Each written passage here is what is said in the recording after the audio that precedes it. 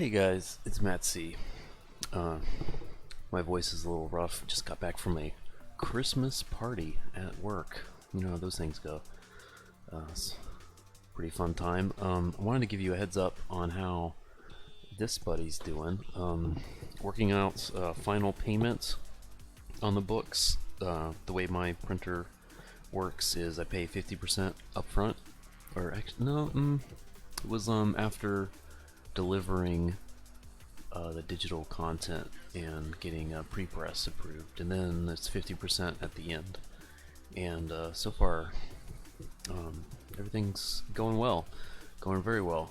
So, well, I think it's still going well because just to show you, I've been really digging this maritime tracking thing. So a couple days ago we were in Houston with the books. This I think it was last night. It hit Mobile, Alabama, and then I just switched this up for starting stream because I didn't want to get too surprised because I was surprised. So the spoiler for those of you who weren't watching the screen while I did this. I can see the ships leaving port soon, sometime tonight. I thought it was going to be heading east towards Miami. It's heading west to New Orleans. Why it hit Mobile before New Orleans, I have no idea. I'm not a container ship, but the way things have been moving, it's like a day or two per port. It's been a while in Houston, but I guess the last time they were in port, they were in Japan, so whatever, let the boys enjoy Texas for a bit. I don't know what I'm saying, but we're still on track. In 4 days' time, I can't imagine another port. Maybe Tampa. Who goes to Tampa? Yeah, they should be in Miami, hoping around the 10th, which would be great because it takes a couple days to get things through customs, and then I'm close to Miami, so whenever it gets out, a couple days in customs, whenever it's done with that, we should be getting I should be getting the books. Then I'm gonna sign them, put the original art in, getting bookmarks and postcards in them, which are getting finished this weekend, and then then we should be good to go. It's all aces after that, and already got plans for book 2 in a few months, perhaps. Just gotta, I don't want to count chickens before they hatch. I want to get the books out. I want to get them in your hands, and I want to get feedback. I want to see what you guys think of it, what you guys like, what you guys don't like, so I can plan accordingly and get you guys some neat stuff for book 2. Yeah, so that's my update as far as that goes. And then, if it's alright with y'all, I'm just gonna play some Mountain Blade. I was just kind of chilling. I've been enjoying watching people. I don't know, when people just kind of do these play streams while they chat about something stupid, while they shoot the breeze. I thought that'd be fun. So this is kind of a game that some stupid roommates got me on a decade ago. A lot of Eastern Europeans apparently really enjoy Mountain Blade. Get pretty good with that musket. And let's get cavalry running. I'm Polish. Got a lot of winged hussars in my cavalry. Anyway, so what do I want to talk about? I just watched the fifth episode of the show everyone's talking about right now, Mandalorian. Still pretty good. At this point, 5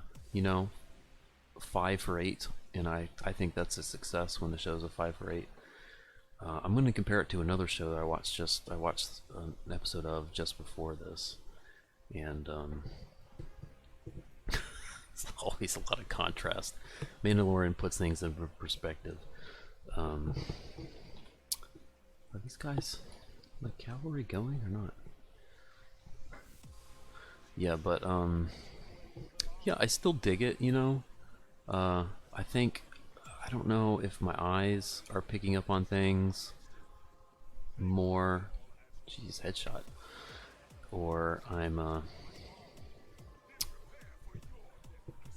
don't know. There's a little less budget. I think there's a little more daylight on some of the CG effects this time around. So maybe I'm noticing some stuff, but it's a little thin around the edges, and that's okay.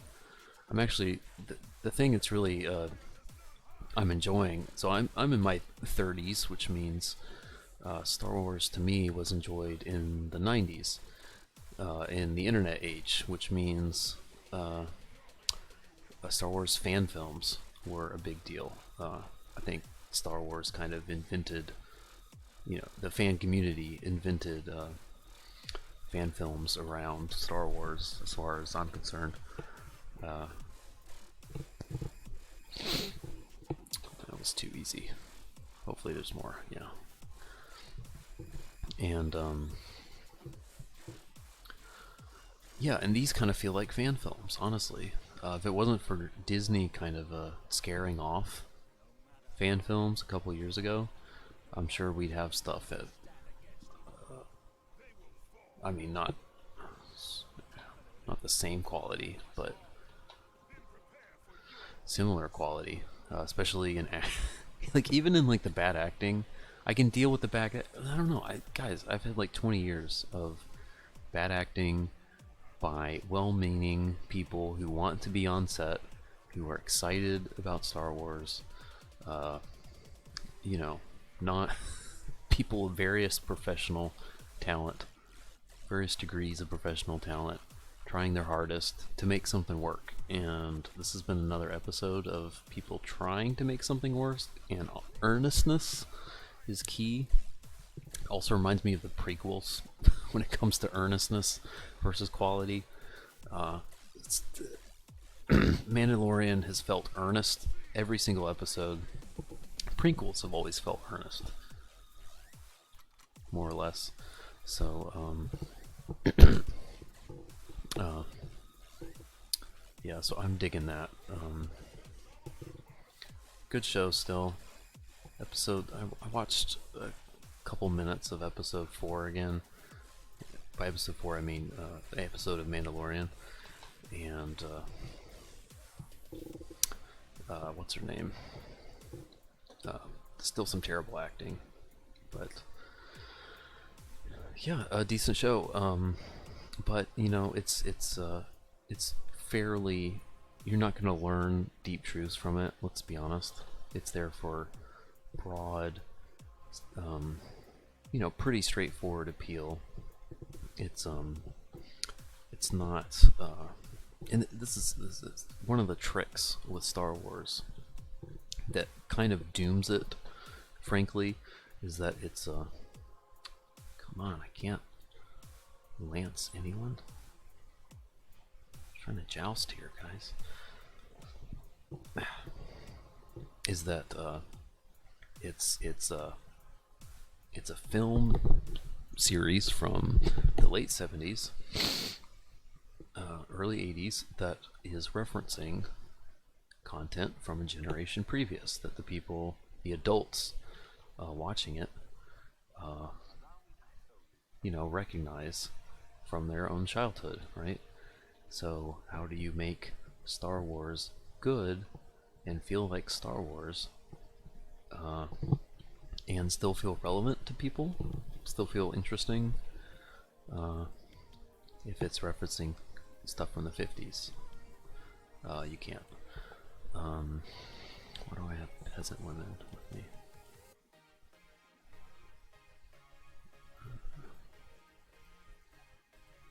The first Mountain Blade lets you upgrade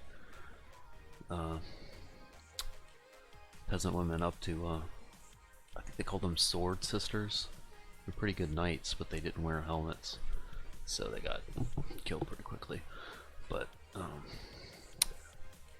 generally pretty good fighters. But peasant women in this version don't upgrade very much. Sometimes they just kind of put them in the castles.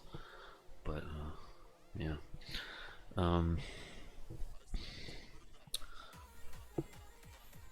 Yeah, what else? Yeah, so do you make Star Wars reference the 90s? Because that's 20 years ago at this point. People's childhoods, like my childhood from the 90s, are you going to reference that? No, that's another franchise for another time. So ultimately, what they're doing, I guess, is they're figuring out how to reference, cowboy samurai stuff. It's that everyone knows about cowboy samurai stuff from the, well, that's from the 60s, 70s, and it's just old enough where I think the legacy fans, the heritage fans, they know what's up, but the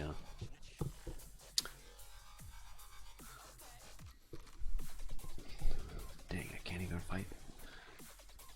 We're at war with both these people, so I can't fight on one side, but they can. Dang.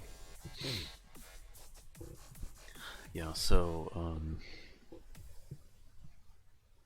how do you make good content that still feels relevant?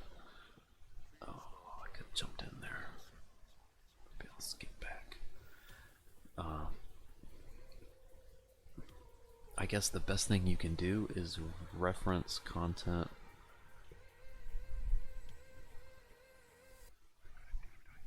Should I fight on? Yeah, let's just do it. Yeah, I might die. The best thing you can do is to continue to reference content from yesteryear and hope that it still is timeless and eternal enough for people who did not grow up with that content at all to find it interesting. So far they're still getting that done. Man, I should have had them run into those lances. Watch me cheat. This is a cheat. Yeah. And yeah, and so far they're still doing that, and every single episode feels like it's referencing something that I've already seen before.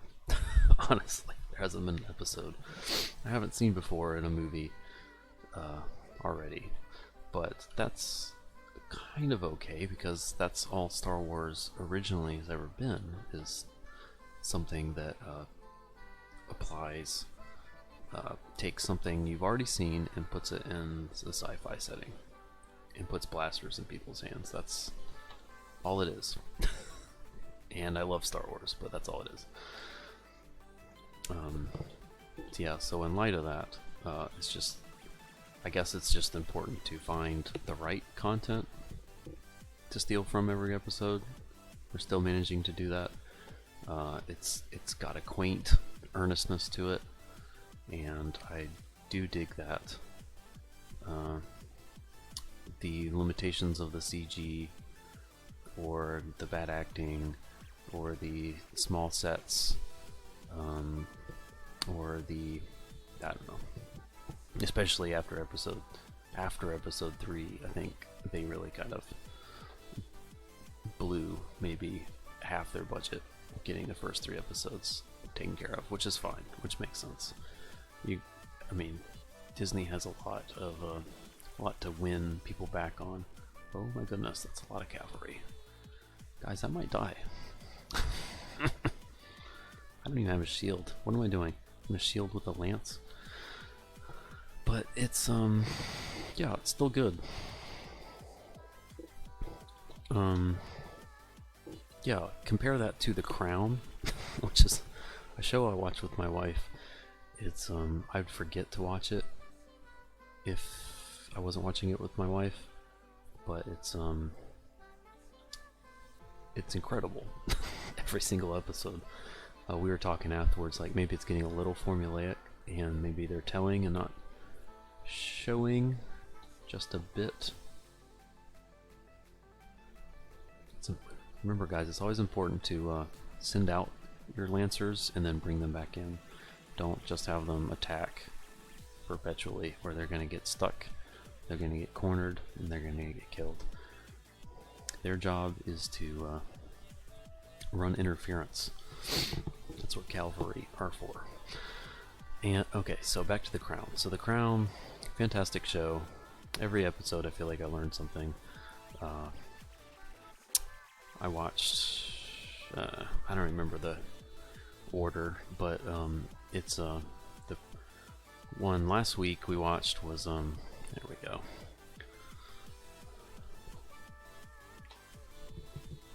Let's have our cavalry run with us.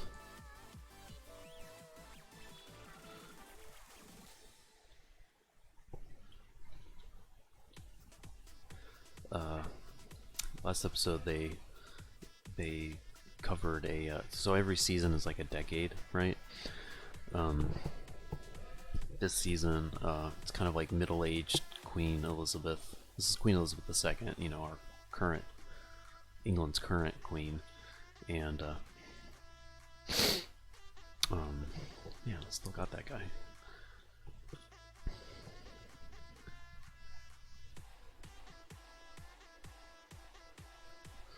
Oh, maybe I win.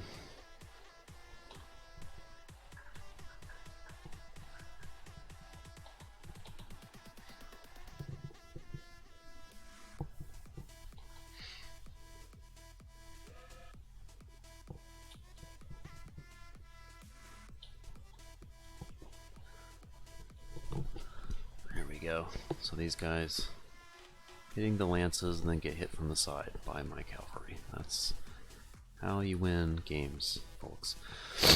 So yeah, The Crown is fantastic. A few days ago we watched an episode where I guess one of the family members, basically a bunch of conservatives in the media, and in the well, I wouldn't even say I don't know. It seemed like a labor military guy, or I don't know, just not socialist members of the media. Oh, let's bring back the cavalry, bring them back in.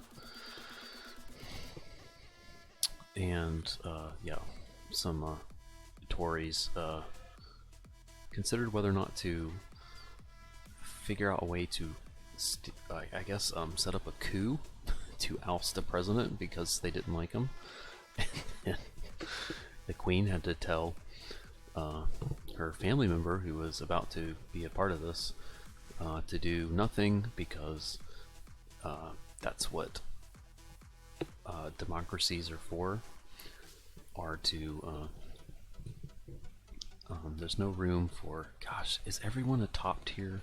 These are like, just so you know, these Ottomans are like these are top tier. They all have their max upgrades. They all have chainmail. Pretty dangerous dudes. Gosh, I'm gonna have all my hussars killed. But yeah, the Queen had to tell him it's a democratically elected prime minister, and he's gonna stay until the people decide that he needs to leave. And I feel like that's a rather risky thing to do nowadays, but they evidently it happened in 1968 or something, and they decided this season to do it again. To touch on that, in 2019, a Netflix show, Made in America. Anyway, you can see the connections. I thought that was a bold move. And then this episode, oh yeah, the episode just before that, you got to see the first Labor and a socialist Labor prime minister in a dozen years or something. I don't think they ever had a socialist, but first real proper socialist prime minister show up. and there was worry about him, whether or not he was elected on by the help of the Russians. And turns out he wasn't. It was the art collector, the expert of her house or something. I don't know. He wasn't a Russian spy. Someone else was. That was risky. But see how it turns around, because she realizes, she thought she wouldn't get along with the socialists. Turns out she's got a sensible mind, like the prime minister, who just anyway. It was a ideological difference between whether or not the queen is a romantic, whether or not she's a romantic versus a practical woman, and she thought the socialist was the romantic. It turns out it's the they're gonna attack. It looks like they're gonna walk here, and turns out it's the socialist she actually can get along with, which is really cool, because that's not a simple message to tell.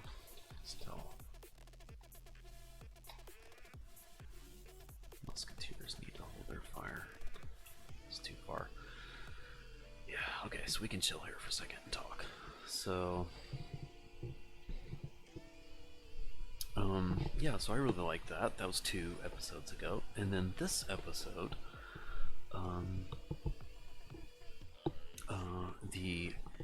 the socialist prime minister thought it was interesting, because he used particular verbiage that I thought was interesting. So he said it would be more inclusive if we got the investiture of Prince Charles to happen in Wales. They might be able to hit from here. Let's look at fire. Yeah, I got someone. To let him see, how all I can ever do is hit horses. Are they throwing spears? Gosh, we got this, guys. Let's go, boys.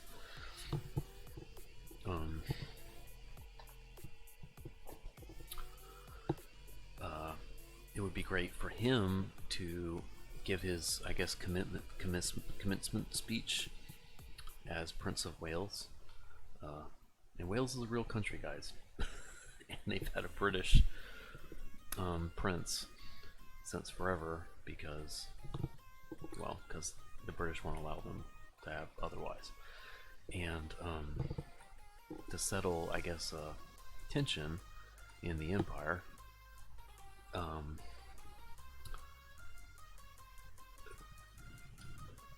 so the Labour guy thinks, like, let's get Prince Charles to give his commencement speech in Welsh, and he likes languages. Let's get him a semester University of Aberdeen or something,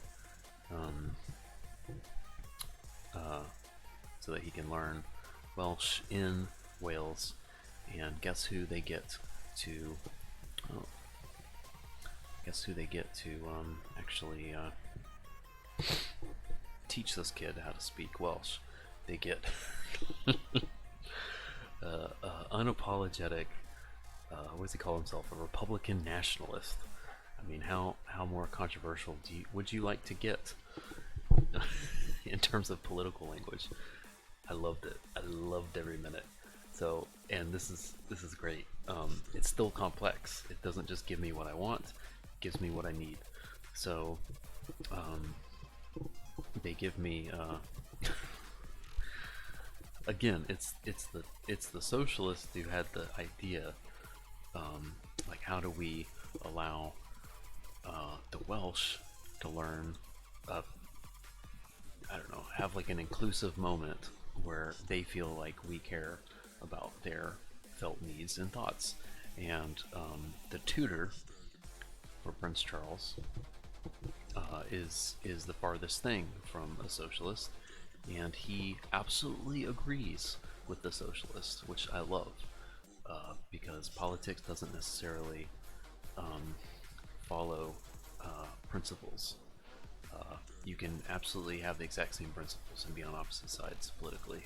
That's been my experience. I actually switched political parties because I wanted to continue to have the same principles. It happens all the time. And is that a Scotsman? Random Scotsman fighting for the Turks. Nice. You're a Tartar, but you're not a Turk, sir. Well, I don't know. Maybe each their own, I guess. Yeah, but I just I thought that was fascinating. So guess what? So telling, you know, I think it's hard for people to who aren't in England. You know, and of course it's hard for me to understand. That's one of those Scots. But you know, thinking of I don't want any of these guys. It's hard for me to understand. You know, I mean, Wales is a real country. Wales is a real country. It's a real people with a real language and real distinct history. Their people have distinct needs, distinct perspectives and priorities, and I guess, you know, it's a TV show, but the Prince Charles in the TV show decided that he wanted to pay respects to that. He basically became a Welsh nationalist as he was becoming Prince of Wales, and pretty cool, honestly.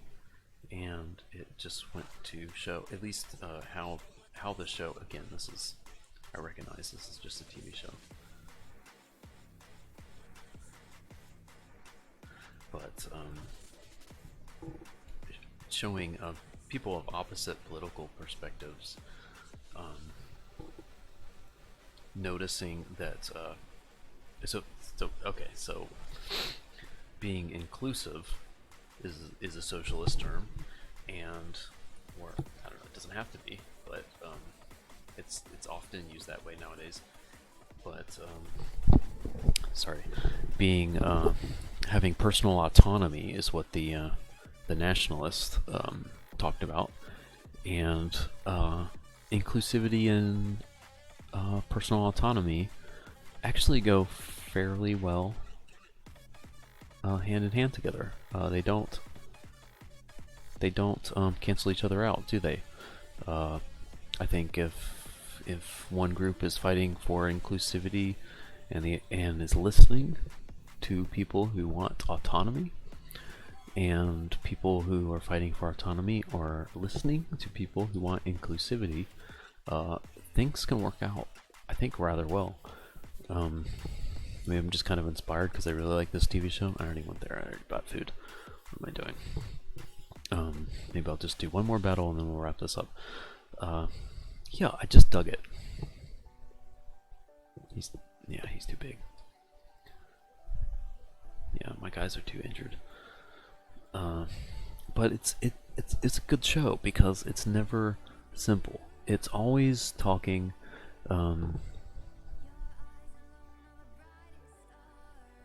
It's always saying things that feel like it's speaking to today, and that's because on some level, frankly, it is. I'm sure they know it. They're smart writers. They know what's relevant, and they know how to balance that well. But they also know, oh my gosh, there's so many Cossacks.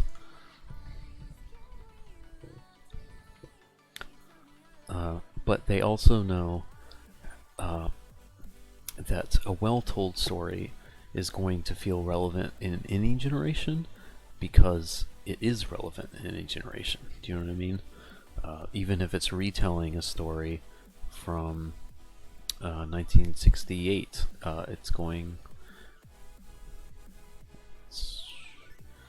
there's good ways to make that actually work for people. Sorry, what does he need? Yeah, and so the crown does it well. There's a little bit of telling rather than showing. The queen and king are middle-aged now and rather settled, and they're already bringing in younger, their kids. There's a little bit of a sense that they've kind of played out what they want to do with the middle-aged characters, the siblings of that generation, and the king and queen, the queen's sister, and stuff like that. It's kind of, they've already kind of retold the same story with Princess Margaret about 18 times, and I like her story. I like broken women who have trouble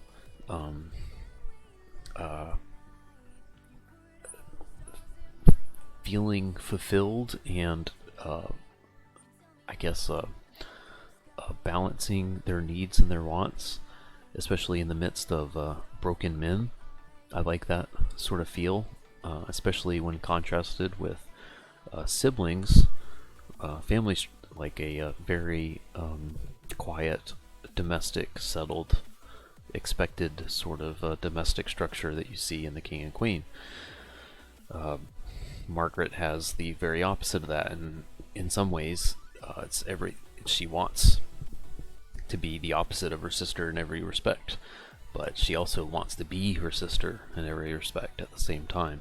That's a really powerful thing to show, and that very much goes for the queen as well. She's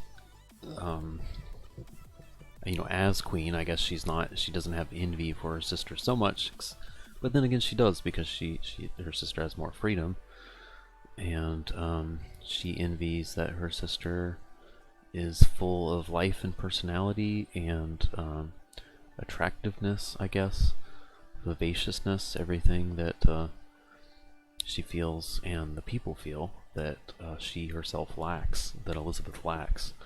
I think that's very powerful, just to see two sisters on opposite personality sides envy each other, love each other for their differences, need each other for their differences, and really that's how you tell a story, right? That's what I'm doing in KYRIE. You don't tell stories about people who are friends because they already understand they understand that they need each other to they complete each other, right? That my weakness is balanced by your strengths and vice versa. If they knew that already, the story's over. It's not interesting. And the crown is at a place now where I think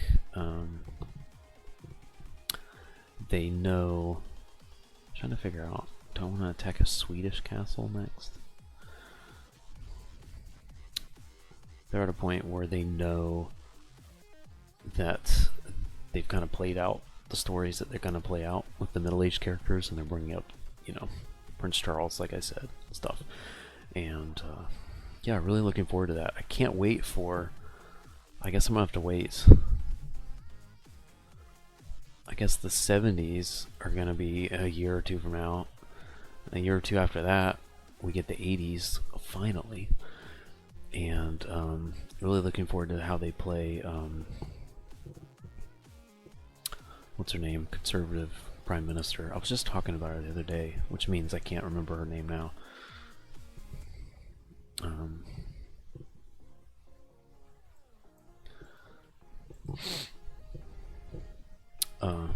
Yeah, just let him go.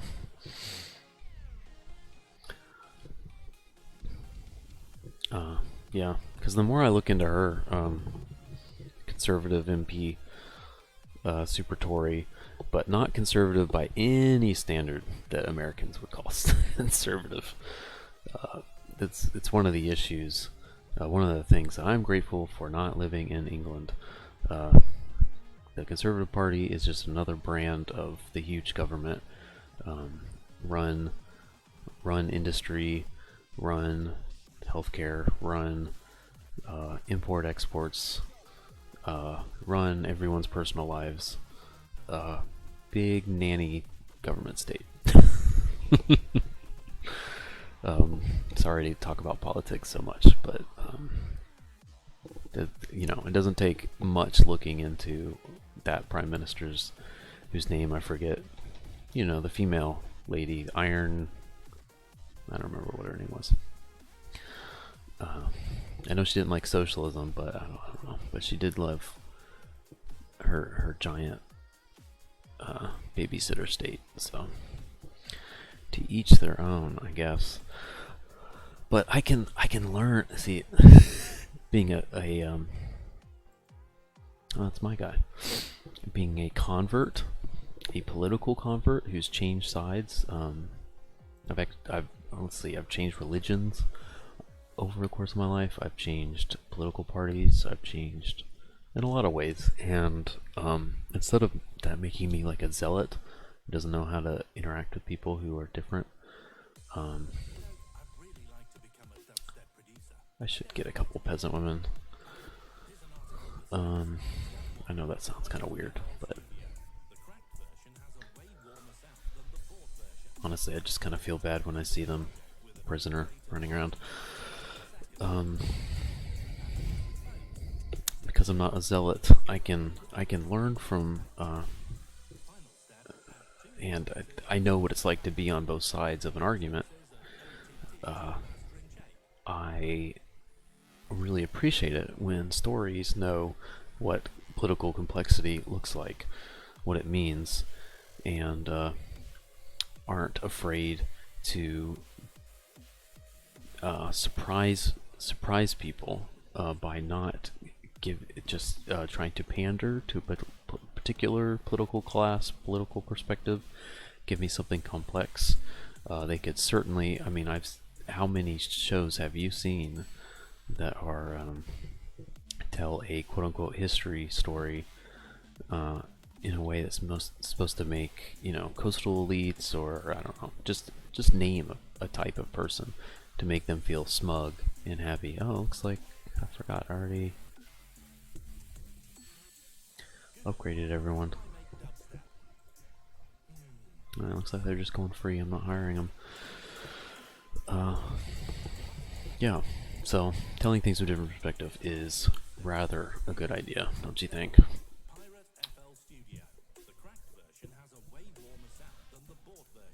Let's get these guys in here.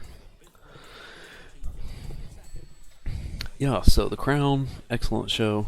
It's the equivalent of what Scorsese calls film, and The Mandalorian is what Scorsese does not call film. It's popcorn. It's really fun popcorn. You can't eat healthy all the time. Sometimes you need to just hang out and have some fun, and that's exactly what Mandalorian is doing, and I appreciate it. And I hope you guys are still appreciating the show, because 5 episodes in out of 8, and they're still getting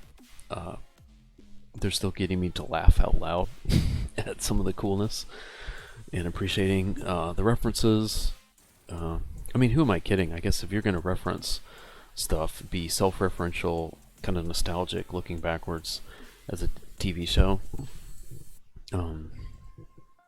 At this point, for Star Wars, I guess you're just going to have to reference yourself, because 35, 40 even years back from today is basically the original Star Wars era, so original trilogy, so you might as well reference that, which is what they're doing in spades, as well as the prequels, and it's successful.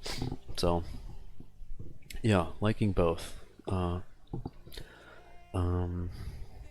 Yeah, one last thing.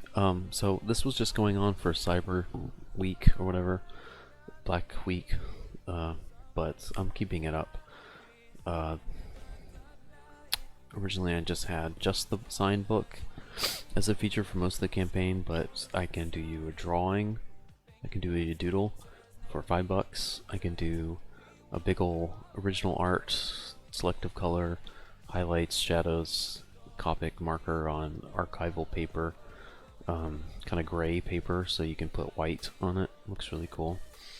You can do that for $35 on top of your $20 book, and then I can do a bundle, total of $85. Yeah, so I've got people have claimed some of each. It just looks like 0 because I keep changing things. It's kind of annoying. You can't change something after someone's bought it, which is fair.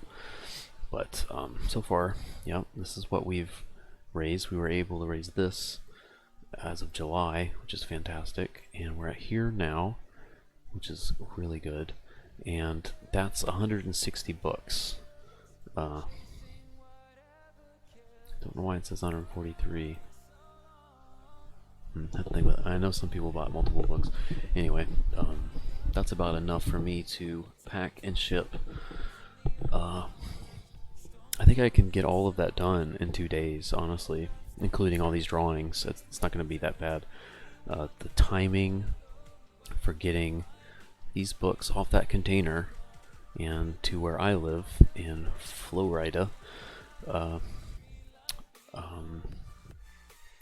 it's looking like that's going to line up with next weekend, which is going to be fantastic because I can just do this all weekend. Set these things up, and then they'll go right out. You know, got the money set aside, so it won't be a problem. Gonna get the books your way. So anyway, that's the stream. It's a bit rambly. I didn't check the sound volume for the stupid ambient music that doesn't have copyright on it. Dumb trap music. Hope that wasn't too loud. And yeah, thanks for checking this out. I'll keep you more updated. I'm going to do a MailChimp thing next right now, just to let people know on the email list. I feel like there's more things to talk about, but I'll probably just have to do another video to talk about those things. But anyway, thanks for checking this out. Thanks for backing this book if you haven't already. You've got maybe a week left at most before we close the campaign, because once I get the books, I'm closing it so I can ship them all at once, and we won't have ongoing orders for at least for a while. I did overprint, so there will be chances in the future to get book 1, but this is your only chance to get book 1, especially with the perks of bookmarks and postcards and things of that sort. There's a lot of unique features going into just this particular campaign. So yeah, more chances in the future when we do book 2, book 3, book 4. But right now, if you want to get the book for $20, come in and get it within this upcoming week.